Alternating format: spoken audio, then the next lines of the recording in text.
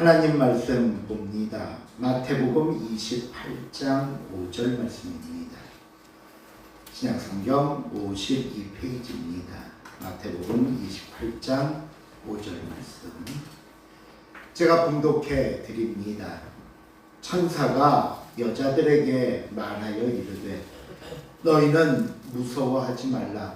십자가에 못 박히신 예수를 너희가 찾는 줄을 내가 아노라. 아멘.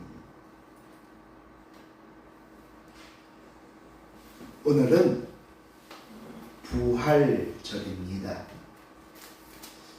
부활이라는 말은 다시 살아났다라는 말이고, 그 부활의 주인공은 예수님이십니다. 우리가 지난 한 주간을 고난 주간으로 보냈는데, 목요일 겟세마네 동산에서 로마 군인들에게 의해 잡히신 예수님은 이후 십자가를 지고 골고다 언덕을 오르시고는 결국 자신이 지고 오르셨던 그 십자가에 달려 돌아가셨습니다. 이때가 금요일 오후 3시입니다. 예수님의 죽음이 확인된 순간 곧바로 시신은 십자가에서 내려져서 장사 지냈는데, 당시 무덤을 제가 그림으로 이렇게 한번 표현해 봤습니다.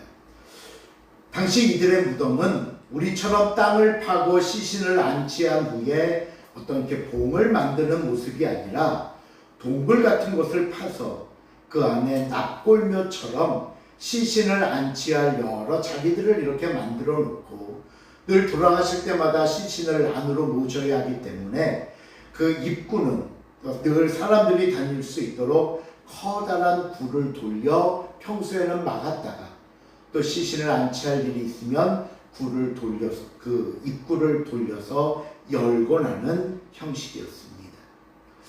오늘 본문을 담고 있는 마태복음 28장 1절부터 보시면 예수님이 부활하신 일요일 새벽 이야기를 우리에게 들려주고 있는데, 먼저 우리 1절 한번 읽어볼까요? 1절 말씀 시작. 안식일이 다 지나고 안식 후 첫날이 되려는 새벽에 막달라 마리아와 다른 마리아가 무덤을 보러 갔더니, 여기서 우리는 먼저 예수님 부활하신 날에 대한 시간적 정보를 알 수 있는데, 안식일은 토요일입니다. 그래서 금요일날 돌아가신 예수님은 곧바로 시신을 무덤에 옮겼고요. 다음 날인 토요일은 안식일이었기 때문에 모든 유대인들이 안식일을 지키기 위해 무덤에 와보지 못했다가 안식 후 첫날, 즉 토요일이 지난 첫날 그 다음 날인 일요일 새벽에 막달라 마리아와 다른 마리아가 무덤을 보려고 예수님이 안치된 곳으로 향한 것입니다. 이 여인들이 일요일 새벽부터 무덤을 찾은 이유는요, 마가복음이나 누가복음에 보면 뭐라고 기록을 해놨냐 하면 예수께 바르기 위하여 향품을 사두었다가 가져갔다라고 합니다. 이 말씀은 무슨 의미냐면 예수님이 금요일 오후에 돌아가셨기 때문에 다음 날은 안식일이라 온전한 장례 절차를 마치지 못하고 급하게 시신을 일단 안치를 한 겁니다. 안식일에는 아무것도 할 수 없기 때문에. 그래서 일단은 안치했다가 안식일이 끝난 후에 그 안치했던 시신의 향품을 바르고 장례를 마무리하기 위해 여인들은 사두었던 향품을 가지고 갔던 것입니다. 그런데 예수님의 무덤에서 놀라운 사건을 목격하게 됩니다. 다시 마태복음 28장 2절 하반절에 보니까요, 돌을 굴려내고 라는 말씀이 나옵니다. 이 말씀은 동굴로 된 무덤 입구를 막고 있던 그 큰 돌이 굴려져서 무덤 문이 열려 있었다라는 겁니다. 아니, 그렇지 않아도 이 여인들끼리 무덤을 향해 가면서, 야, 우리 힘으로는 이렇게 입구를 막고 있는 큰 돌을 어떻게 움직일 수가 없는데 어떻게 하면 좋을까 걱정을 하며 갔었거든요. 근데 그 돌이 굴려져 무덤 문이 열려있더라는 겁니다. 하지만 이보다 더 놀라운 사실이 현장에서 벌어졌는데 우리 2절 말씀 한번 다시 읽어봅니다. 큰 지진이 시작. 큰 지진이 나며 주의 천사가 하늘로부터 내려와 돌을 불려내고 그 위에 앉았는데 천사가 내려와서 그 무덤 문 위에 앉아있더라. 그러니 이 광경을 보는 사람들은 어땠을까요? 놀랐을 겁니다. 그런데요, 단순히 어떤 신비로움이나 놀라운 광경을 목격한 놀라운 뿐이었을까요? 아닙니다. 여인들을 비롯해 이 무덤과 관계된 사람들이 받은 놀라움은 오히려 두려움이었습니다. 절망이었고 탄식이었습니다. 4절을 보시면 무슨 말씀이 나오냐면 이렇게 나옵니다. 지키던 자들이, 이건 이제 그 무덤을 지키던 로마 군인들을 말합니다. 지키던 자들이 그를 무서워하여 떨며 어떤 사람같이 됐다? 죽은 사람같이 된다. 예수님의 무덤을 지키던 자들은 왜 무서워서 죽은 사람같이 되었을까요? 그들에게 주어진 임무는 예수님의 시신을 지키는 것이었습니다. 그런데 그 시신이 없어졌습니다. 그러면 이제 그 모든 책임을 자신들이 져야 되는데 온전할 수 있겠습니까? 용서받을 수 있을까요? 그러니 두려워하여 떨며 죽은 사람처럼 될 수밖에 없었던 겁니다. 또 예수님을 찾아갔던 여인들을 한번 생각해 보십시오. 오늘 본문 5절을 보시면 천사가 여자들에게 말하여 이르되 너희는 뭐하지 말라? 무서워하지 말라. 여인들도 무서워했다는 거예요. 그러면 여인들은 왜 무서워했을까요? 무덤 문이 열려 있고 예수님의 시신이 없어졌기 때문입니다. 여러분, 우리는 오늘 이 말씀을 통해 우리의 삶 또한 빈 무덤을 만나는 절망과 두려움에 휩싸일 때가 있습니다.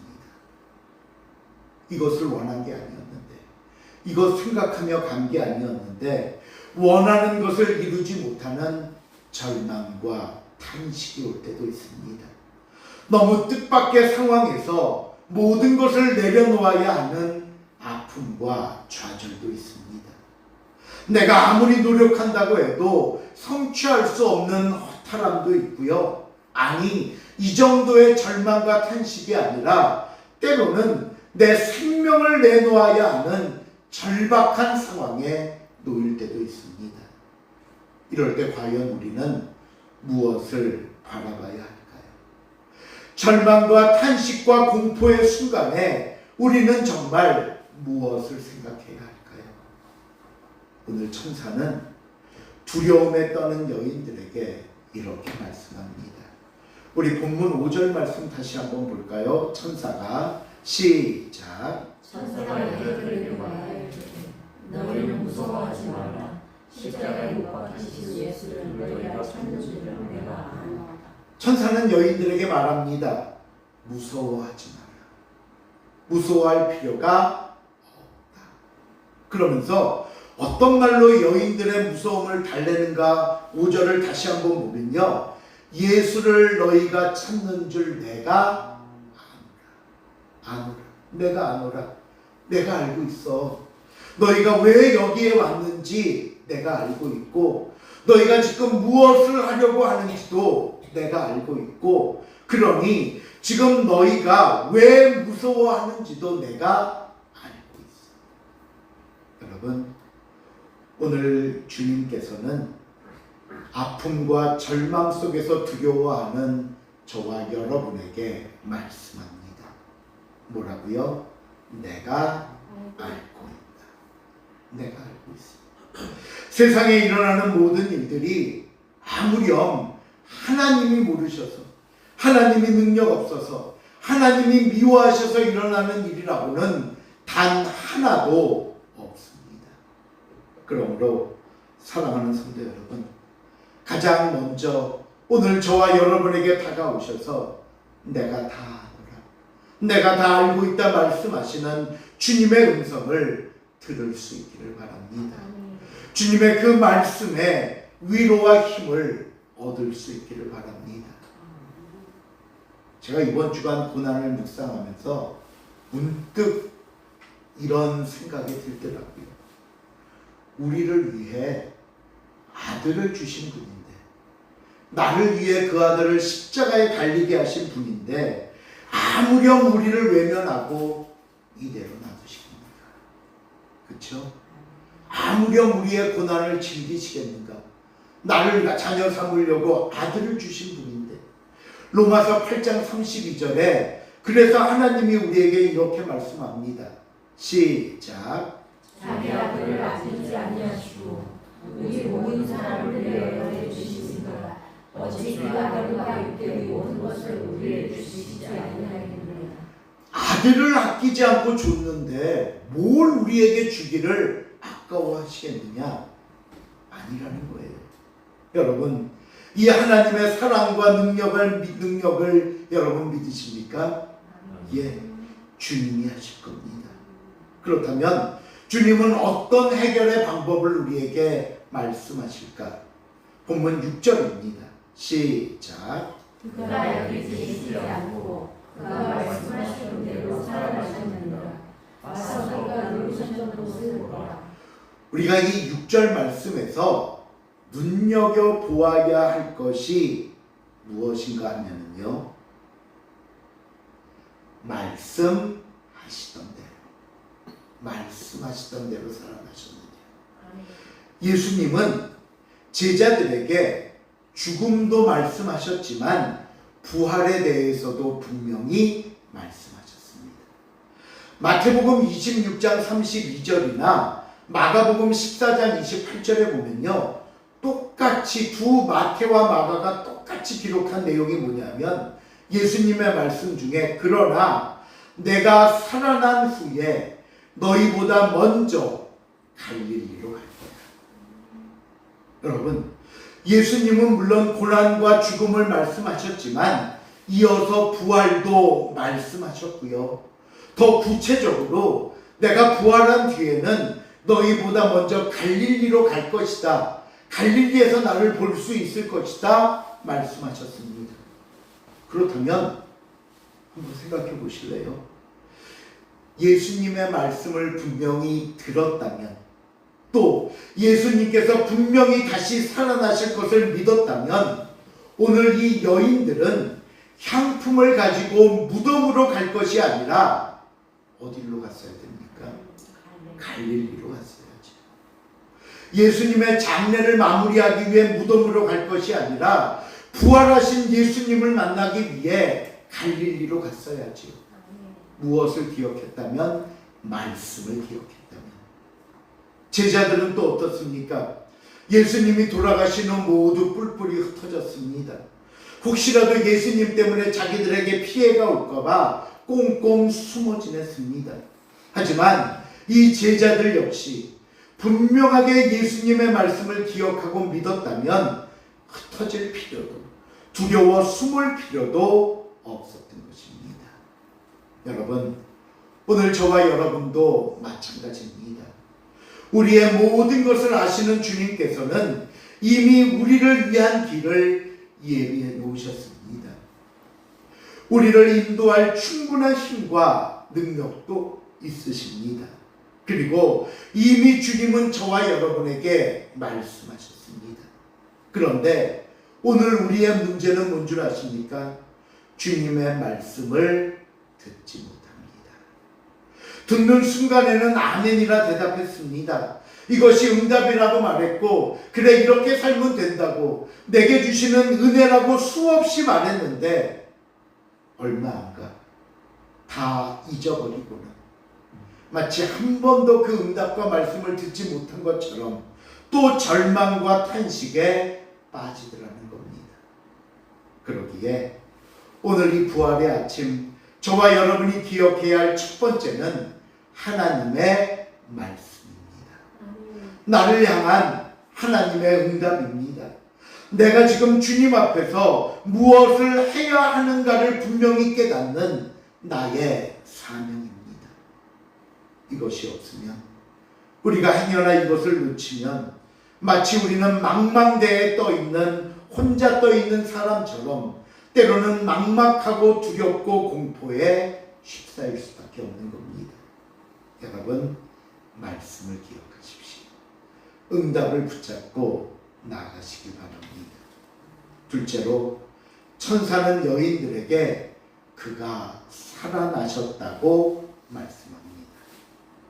지금 여인들은요, 돌아가신 예수님을 만나러 갔습니다. 그래서 정성껏 장례를 치를 향품도 준비했습니다. 그런데 어떻게 하면 좋습니까? 자신들의 계획이 다 무너졌습니다. 예수님의 시신이 없어졌고요. 아니, 없어진 정도가 아니라 예수님께서 다시 살아나셨답니다. 나는 장례를 해야 되는데, 내가 향품을 샀는데 예수님이 살아나셨대요. 그럼 안 되는데. 예수님 살아나면 안 되는데. 우리가 향품 발라드려야 되는데. 여러분, 뭔가 우스운 얘기 같지만 이것이 우리의 신앙일 때가 너무나 많습니다. 심지어 하나님 앞에서도 내 고집, 내 방법, 내가 원하는 것으로 이루어져야만 응답이라고 말하고 축복이라고 말합니다.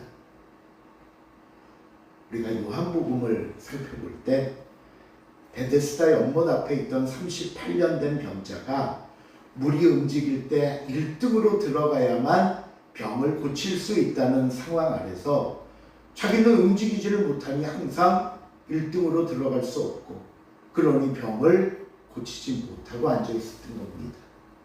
하루는 예수님이 이 병자에게 오셔서 네가 낫기를 원하느냐라고 물으실 때 이 병자가 예수님께 뭐라고 부탁을 한 줄 아십니까? 제발 저를 들쳐업고 제일 먼저 물로 좀 뛰어들어가 주십시오. 아니, 예수님이 그렇게 도와주시는 것뿐이 안 됩니까? 예수님은 지금 당장 그 자리에서 말씀 하나로 병자를 고치시는데, 그러시겠다고, 그렇게 해주겠다고 물었는데, 항상 예수님 앞에 우리의 기도와 우리의 소원은 우리의 그 틀 안에 갇혀 있는 겁니다. 그걸 벗어나면 큰일 나는 겁니다. 그러기에 여러분, 주님의 능력을 믿으시기 바랍니다. 지금까지 물론 내가 기도하고 준비하고 계획할 것들이 있습니다. 수고한 것들이 있습니다. 그러나 그것이 다 필요 없이 됐다 할지라도 오늘 주님은 저와 여러분에게 예수님의 부활이라는 더 크고 놀라운 결과와 축복을 안겨주실 것입니다. 부활을 소망하는 것, 부활의 믿음을 가지고 묵묵히 주님을 바라보며 순종하는 것, 이것이 우리의 아픔과 두려움을 해결하는 방법이 되는 겁니다. 마지막으로 주님은 당신의 부활을 통해 우리에게 주신 사명, 명령이 있습니다. 오늘 보면 7절, 8절 한번 읽어볼까요? 시작. 또 빨리 가서 그의 제자들에게 이르되 그가 죽은 자 가운데서 살아나셨고 너희보다 먼저 갈릴리로 가시나니 거기서 너희가 배우리라 하라. 보라, 내가 너희에게 이르렀느니라 하거늘 그의 제자들이 무서움과 큰 기쁨으로 빨리 그들로 떠나 제자들에게 알리려고 달아주지 마시되. 오늘 이 부활을 통해 우리에게 주신 사명은 예수님이 부활하셨음을 세상에 알리는 겁니다. 부활하신 예수님이 우리의 구주가 되심을 세상에 선포하는 것입니다. 여러분, 부활의 기쁨은 나 혼자 간직하고 나 혼자 누리는 기쁨이 아니라 세상에 전해야 할 복음입니다. 오늘 우리가 이렇게 모여 부활절 예배를 드리는 이유는요, 주님의 부활의 능력이 오늘도 살아서 역사함으로 저와 여러분의 삶을 변화시키기 때문입니다. 때로는 제자들처럼 절망과 탄식에 빠져 있는 그 사람들에게, 아픔 속에서 벗어나지 못하고 깊은 영혼의 잠을 자는 사랑하는 그들에게 오늘 하나님의 이 복음을 듣고 구원을 받아야 할 미래 나의 전도 대상자들에게 예수님의 부활을, 예수님의 구원을 빨리 달려가 전하는 저와 여러분이 될 수 있기를 바랍니다. 말씀을 맺습니다. 혹시 지금 무덤 앞에 계시지는 않습니까? 예수님이 없다고 두려워하고 있지는 않습니까? 여러분, 예수님의 부활은 닫혔던 문을 여시고 죽음을 생명으로 바꾸시는 하나님의 능력이 됩니다. 그러기에 오늘 이 부활절에 저와 여러분의 심령도, 저와 여러분의 삶도, 저와 여러분의 기도와 계획도 부활의 능력으로 말미암아, 그리고 부활의 위로와 소망으로 말미암아 충만하게 임하여서 동행하며 이 부활의 기쁨을 전하는 저와 여러분이 될 수 있기를 다시 한번 주님의 이름으로 축원을 드립니다. 기도하시겠습니다. 하나님, 때로는 우리의 인생이 절망과 아픔과 탄식과 끝이 없어 보이는 긴 터널 속에 있지만 사망 권세에 이기시고 부활하신 예수님의 부활의 능력과 주님을 바라보는 위로가 오늘도 우리에게 임할 줄로 믿습니다. 아멘. 다시 한번 그 소망을 붙잡게 하시고 다시 한번 그 능력을 붙잡아 오늘 나의 모든 것을 아시는 주님께서 내게 위로하시며 말씀하시며 약속하신 그 말씀 붙잡고 내가 주님과 동행하는 복되고 귀한 삶이 되게 하여 주시옵소서. 감사드리오며 예수님의 이름으로 기도하옵나이다.